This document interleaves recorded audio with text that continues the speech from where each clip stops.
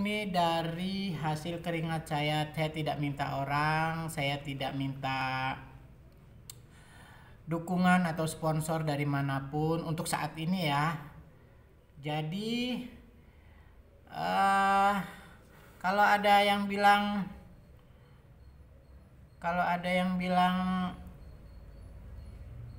Mamang pansos dan segala macam, biarin aja karena Mamang merasa tidak merugikan mereka. Mamang berkreasi dengan hati, hasilnya pun untuk saya mudah-mudahan halal, barokah, berkah. Saya hanya bisa membagi apa yang saya punya, yang saya kasih ke Pijar Bintang. Jadi sampai detik ini saya tidak merasa merugikan orang, saya tidak merasa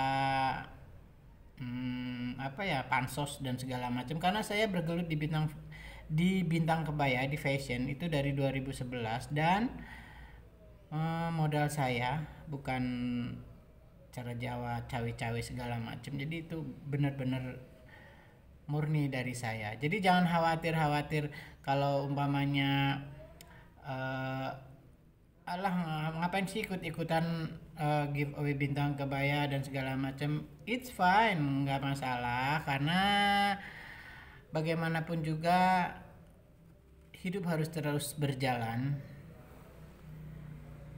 Hidup itu harus dinikmati dengan keindahan, hidup harus dinikmati dengan kreasi dan hasil dari, kalau bisa keringat sendiri ya, dinikmatin, dikembangkan, syukur-syukur bisa berbagi. Ada kalanya Mamang Bintang Kebaya juga risih dengar Mamang Bintang Kebaya pansos dah, terus udah nggak laku di jagat perjahitan. Oh no, so many idea on my head. And saya banyak sekali inspirasi di kepala saya yang bakal cek keluarin, termasuk ya membuat hal-hal yang berbau fashion, misal seperti masker dan segala macam, kebaya dan segala macam. Saya tidak ada tidak ada kepentingan lain. Saya hanya ingin cari rezeki, berbagi dan segala macam. Jadi kalian kalau lihat postingan-postingan saya di Bintang Kebaya Wall di Instagram dan segala macam, pernah saya kepoin orang atau saya pernah ibaratnya beralay-alay ria di sana, itu karena sebuah bisnis yang yang harus saya publikasikan semampu saya, sebisa saya. Yang saya tekankan lagi, saya tidak merasa merugikan orang atau saya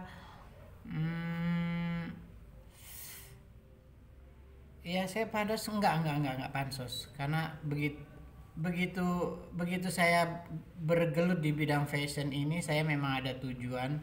Dan setelah berjalan pun kehidupan digital dunia maya saya ikutin gitu loh. Apalagi dengan adanya YouTube dan segala macam, semua sosial media saya punya. Saya tidak punya sangkutan dengan orang, ya misalkan saya mau bersembunyi di mana karena saya ada sangkutan dengan orang, tidak mungkin saya akan bervulgar itu. Misalkan saya punya Line, saya punya WA, saya punya Facebook, IG atau Star Maker, YouTube, and semua saya punya, dan saya tidak pernah sembunyi dari dunia maya karena saya bisa dicari di Google Mamang Bintang Kebaya Lampung with Andiko. And next, now you can get giveaway from Bintang Kebaya Lampung Fashion Design. Saya akan memberikan beberapa huruf ini seperti biasa. Nanti kalian screenshot dan akan menjadi sebuah kalimat yang saya inginkan, dan saya akan tunggu kirimannya di Messenger Bintang Kebaya Lampung. Akan saya tunjuk satu orang yang paling cepat dan yang paling benar jawabannya yang saya mau. Saya tidak akan merekayasa pemenang dan segala macam karena itu hak kalian, karena kalian sudah berpartisipasi di Bintang Kebaya Lampung.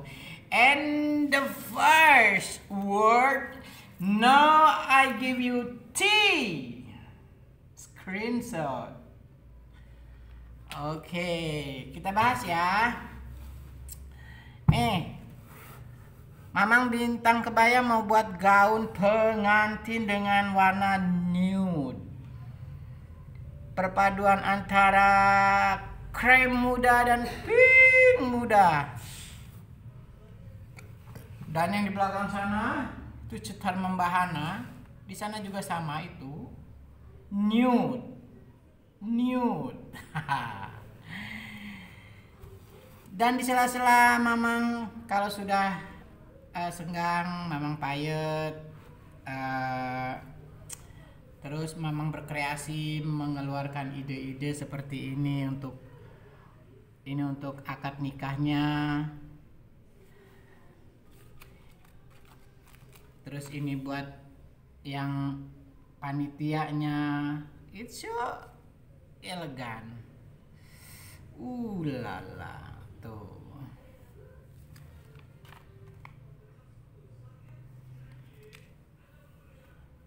Dunia fashion itu berputar terus, jadi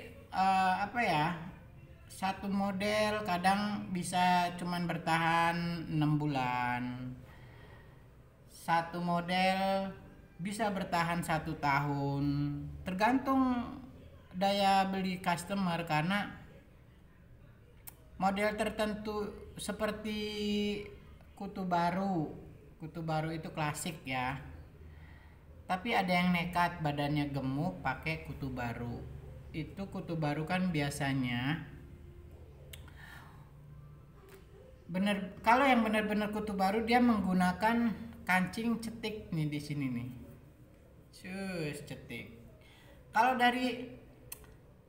dari segi fashion, kutu baru itu memang buat orang berbadan besar ukuran L atau XL masih bisa. Tapi yang ditakutkan kalau dia kancingnya cetik tidak dikuatkan dengan peniti dalam, ketika kita duduk dia meletek keluar, ngebuka gitu loh. Kalau dari fashionnya sendiri dia memang ngelancip gitu tuh kutu baru. Kalau kutu baru bener-bener jangan gunakan kutu baru yang bawahnya ini rata gini. Jadi dia set lurus, sampingnya ngelancip. Itu kutu baru yang bagus. Dan kadang-kadang anehnya lagi kalau yang berjilbab, kutu baru kan aslinya itu dari sini ke sini, ini ada lidah nih di sini. Dari sini ada lidah. Tapi kadang-kadang yang berjilbab pengen lidahnya itu nyampe ke leher. Ya bukan kutu baru namanya. Bukan kutu baru namanya. Kalau dia prepare mau membuat kutu baru, ya udah nyampe sini aja, di sininya pakai manset. Nggak mau pakai manset ya nggak usah pakai kutu baru. Karena kalau sudah di sini si penjahit itu bingung. Bingungnya kenapa? Nih, misalkan D, misalkan ini nih, saya kasih tahu.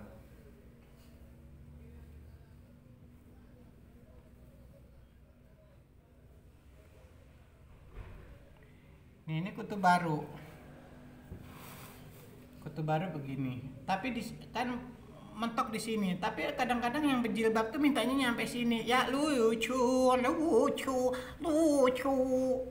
Oh nyampe sini, gimana ngancinginnya lu bro, lu sis, guys nih, gini, nih lucu. Di sini pasti ada tarikan. Kalau dia badannya slim, ukuran MS, dia jatuhnya apa ya? Tuh, lucu banget.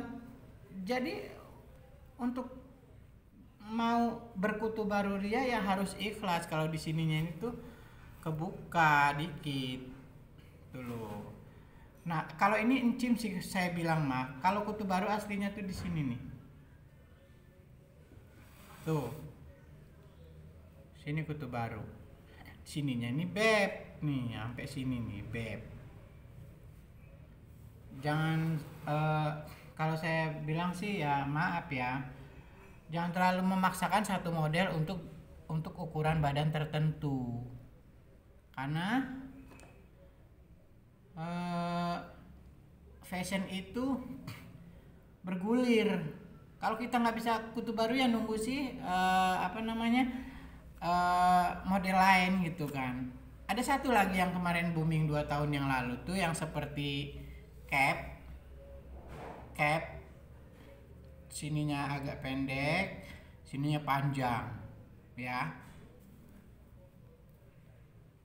Sedih sih kalau untuk badan di atas XL ya, untuk size di atas XL kayaknya kok kayak bawa spray gitu loh. Bukan nggak menghargai karya desainernya, cuman kan kadang-kadang kalau yang ukuran XL ke atas menggunakan cap yang seperti itu, menurut saya kurang cocok banget.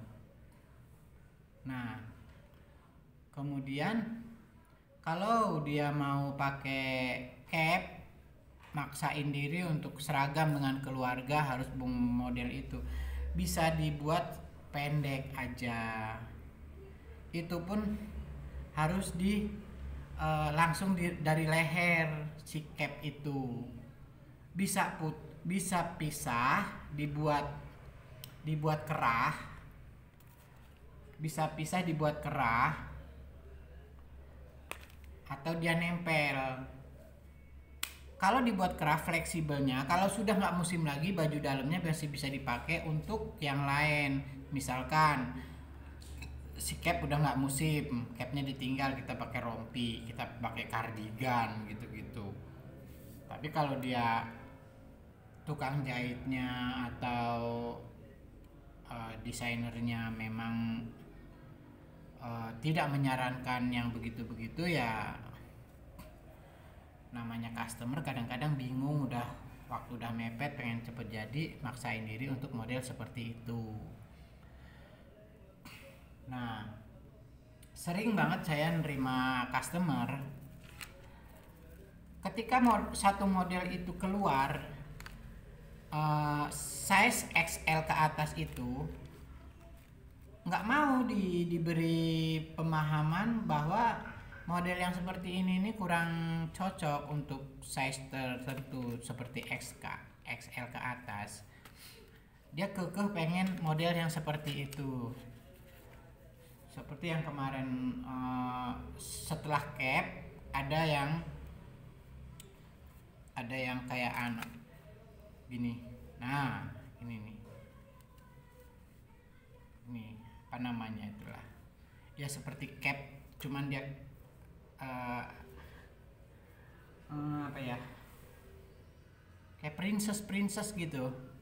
Nah, itu lebih baiknya sebenarnya itu lepasan, karena kalau dia nyatu itu menggunakan bahan terlalu banyak, yang pertama. Yang kedua, pasti ada tarikan yang bikin dia dari pundak ini kurang nyaman. Tapi kalau dia lepasan set, terus di sini dibros atau dipeniti dengan bros cantik, itu bisa sesuai ukuran yang kita inginkan. Dan dibentuk jangan lurus kotak. Jangan lurus kotak. Kalau lurus kotak ya biasa aja, nggak ada seni gitu kan, cuman segitiga gitu doang terus dikasih ini. Kalau bisa tuh dibuatnya seperti oval, belakang oval agak lebar, di sininya lancip. Lancip itu kan nanti kalau kita nggak peniti, eh, kita bisa masukin ring kedua-duanya. Setelah dipeniti dulu dimasukin ring gitu kan, atau dimasukin ring dulu baru dipeniti ditutupin ring, itu bisa. Kemudian ringnya ditutup dengan bros cantik, peniti cantik, itu lebih fleksibel, lebih nyaman. Nantinya juga si gaun itu juga bisa dipakai untuk combine baju lain setelah si model ini berlalu gitu. Karena karena model baju itu 6 bulan, setahun itu pasti ganti. Dan sekarang apalagi nih, lebih dominan ke gaun. Bukan lagi atas bawah, dia larinya ke gaun. Gaun itu kalau di daerah sini gaun harus press body. Gaun harus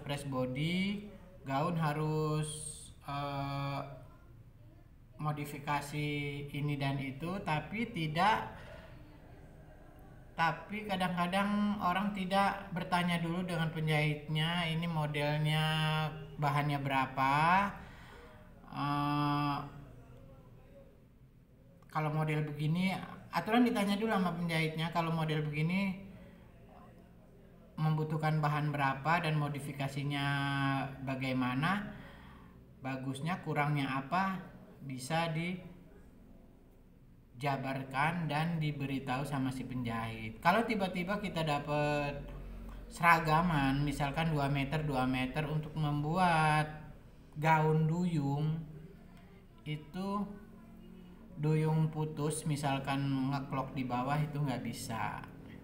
Atau bikin rock nggak bisa, karena rock itu kalau badan kecil bisa 3 meter, brukatnya tergantung dia mau sepinggang apa semana, itu minimalnya sekali 1,5 meter. Jangan ya, kalau 1 meter itu cuma dapat badan sama tangan separoh. Itu kalau papan lebar. Kalau papan kecil ya dia cuma dapat badan 1 meter itu. Nah itu poinnya sih menurut saya, kalau dapat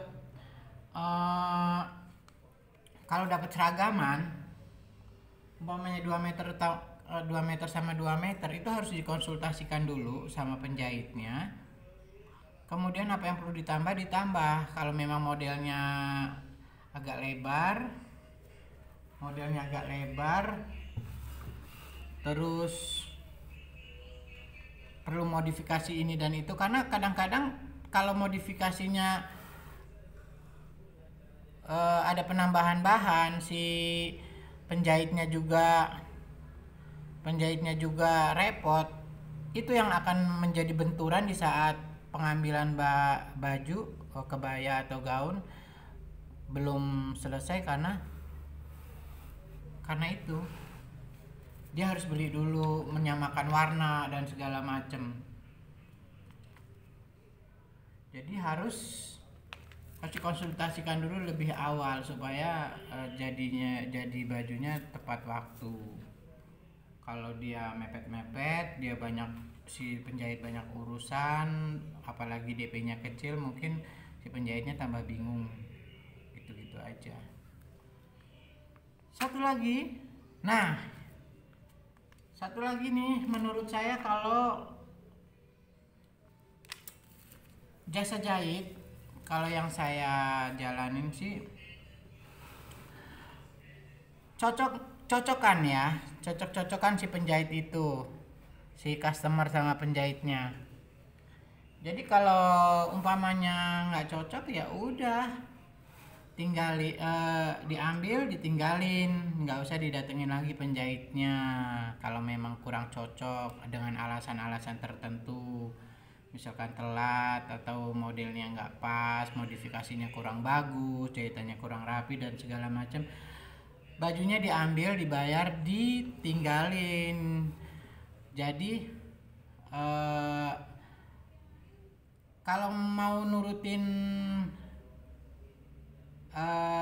sebel, dongkol, jengkel dan segala macam memang harus manusiawi. Semua orang kadang-kadang merasakan seperti itu, dan rata-rata kalau memang kurang cocok, harga terlalu tinggi atau modifikasinya kurang atau segala macamnya, bisa diakalin. Kalau masih bisa dirubah, kalau enggak ya apa boleh buat gitu loh. Maksudnya ya diambil aja, besok-besok nggak usah jahit ke situ. Jangan sampai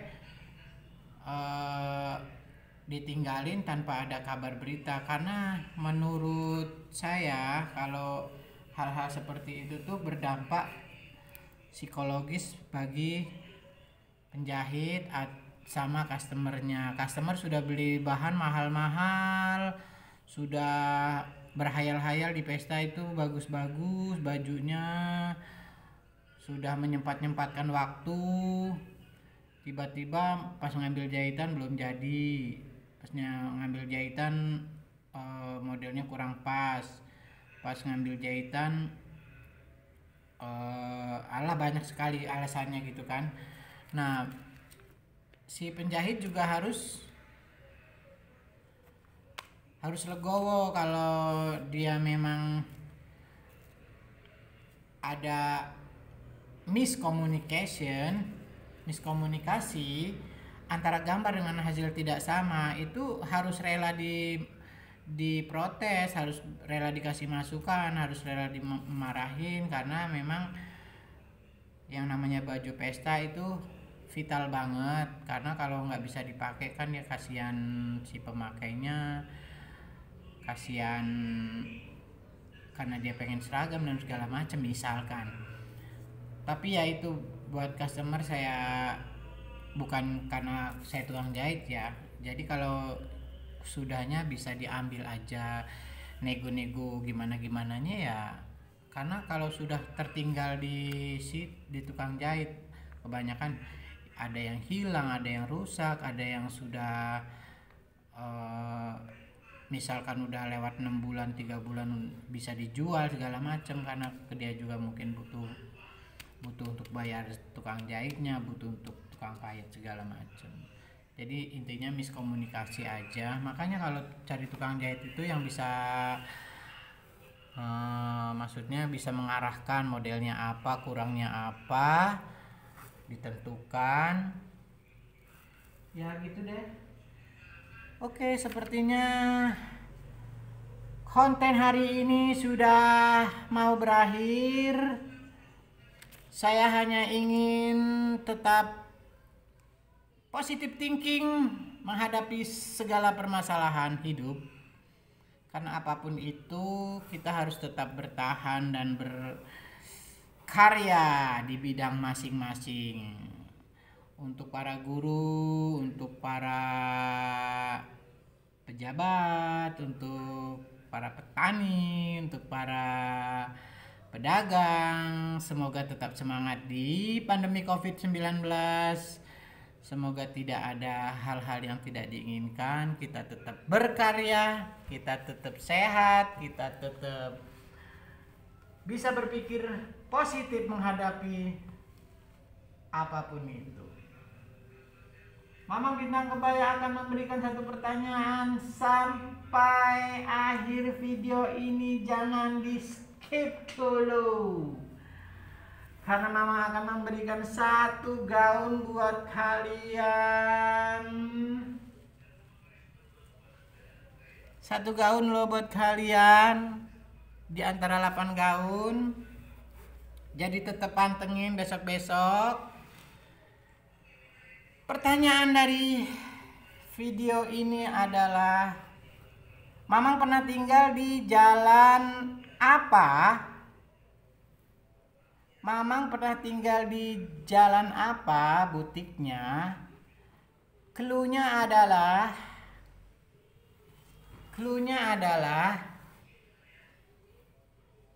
Bandara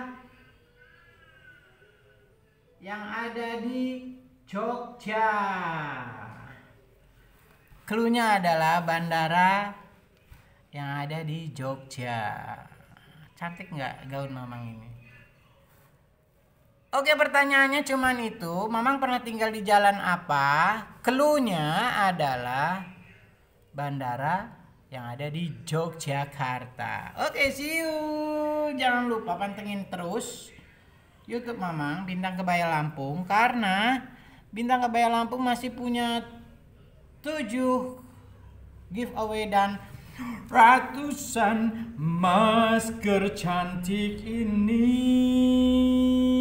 Oh, ratusan masker cantik ini buat kalian, buat kalian.